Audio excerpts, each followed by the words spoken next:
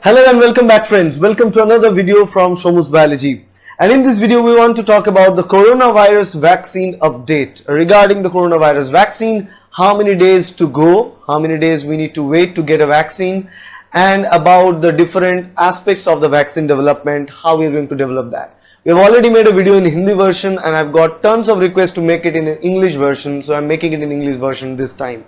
So stay tuned and watch the video to understand what vaccine is and how exactly we are going to prepare a coronavirus vaccine and how close we are to get a coronavirus vaccine. Okay, so let's start talking about the coronavirus vaccine. So like every single type of vaccine, if you want to know what vaccine is and how vaccine work and how vaccination work, I will recommend you to watch one of my videos regarding what is vaccine and what is vaccination. And there are plenty of videos of vaccination in this channel that you can watch for general audience as well. But for simplicity, let me break down what vaccine is. Vaccine is a substance that helps to develop our immune system, or that helps to boost up our immune system to fight against any infectious agent, whether that is a bacteria or that is a virus. In this case, corona is a virus. In this case, the SARS-CoV-2 is a virus, and this virus has a particular structure of a membrane, and surrounding the membrane it has an envelope, and then there are spikes coming out of the envelope. Okay, this is how the virus looks like, and there are multiple proteins embedded. So spike is one kind of protein. Apart from that, there are other proteins embedded in the membrane as well, which are known as the membrane proteins. And apart from that, it also contains its genetic material, which in this case is positive strand RNA. It's known as plus single stranded RNA as a genetic material. You don't need to know about that. I'm coming there soon. So this is known as S spike, okay, spike protein or S protein, and these are some other membrane proteins or M proteins. This is the overall structure of the virus. Now the thing is, a vaccine, as I told you, it's a substance, it's a particle which helps to boost our immune system, boost our natural immune system to fight against infection. So what we do and how you prepare a vaccine. To prepare a vaccine, the most important job that we need to do is to take a portion of the infectious agent, which is a virus or which is a bacteria. In this case, a virus. So take a portion of that virus, and that portion needs to be injected in our body in order for our immune response to respond against that particular portion of the virus and to generate antibody. Okay, antibody are specific proteins that will target a specific protein of the virus. Now these antibodies that is present in our body, normally there are basic antibodies present which are non-specific, but after injecting a portion of the infectious agent, the portion of that part in our body, specific antibodies will be produced in the body, and those antibodies are going to interact and bind with the specific proteins on the surface of the virus, which are known as the antigen or antigenic determinants. And once the antibody binds with those antigen regions of the virus or bacteria, it's going to kill it ultimately. So that's the job of vaccination. Influence our natural immune system by injecting either a whole virus or a bacteria inside the body or a portion of the virus or bacteria inside the body. Now you may ask a question, like if we insert a whole virus inside a person's body in order to generate antibody, it's similar to that of infection. What's happening in the infection? Persons get affected by a virus, right? So if we inject the virus directly inside a person's body, it's equivalent to just throw the person for the infection. But there is an essential difference between the infections that is done normally and during the production of antibody and the vaccination. Because in vaccination, we not only just throw the complete virus inside the host body, inside a person's body, but in this case we modify the virus in such a way that the virus is no longer effective to cause the disease, but the virus is effective enough to influence the immune system to boost the immunity of our body to produce the antibody, right?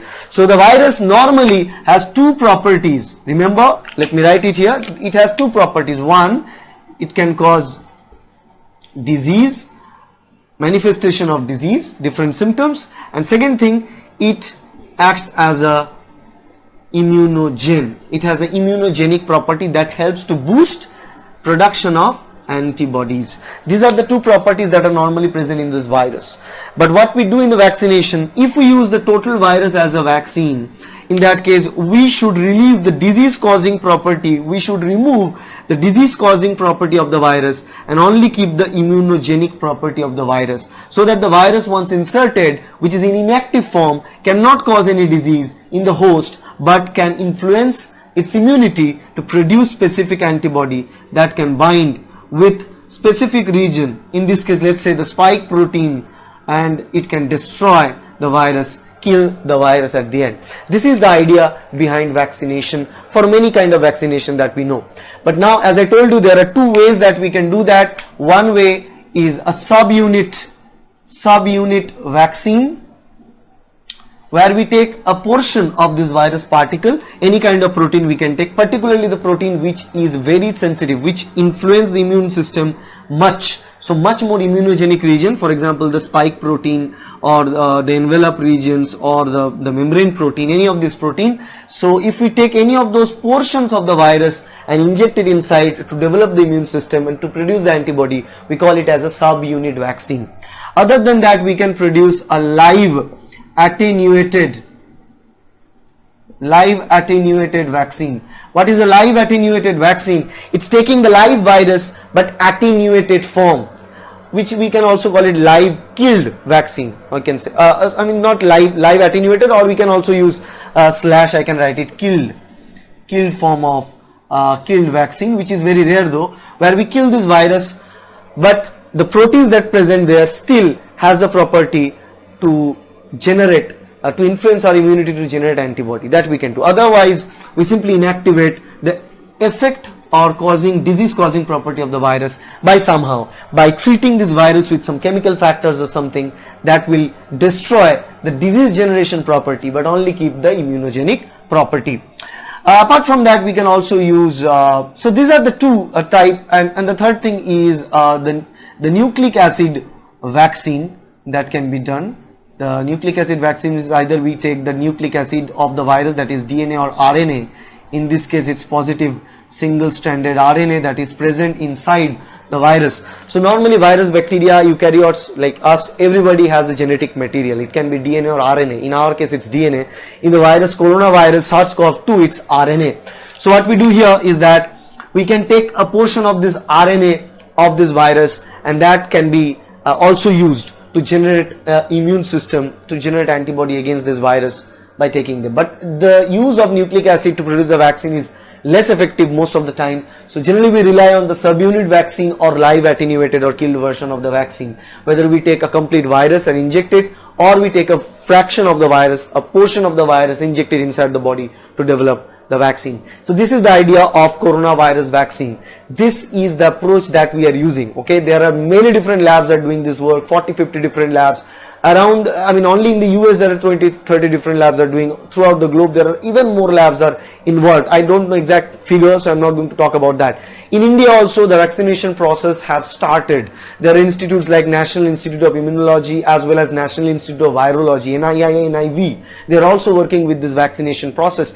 Everybody is given a very steep deadline to produce the vaccine. Normally a vaccine is produced, it normally takes around 1.5 year on average to produce a vaccine, a viable vaccine after clinical trials, and also that we can test it in humans, we can use it in humans, we can market that vaccine as a medicine there. But in this case the deadline is, we cannot afford 1.5 years from now. I mean already 3-4 months are passed, so we cannot afford even 1 year, 2 months, we cannot afford that time. So the deadline was given earlier till November, but all the scientists said it's impossible, literally impossible to produce a vaccine by November. But now we are progressing really fast. We are progressing at an exceptional rate to get a vaccine. But the difficult part is that this SARS-CoV-2, this virus, this particular novel coronavirus strain is mutating very fast.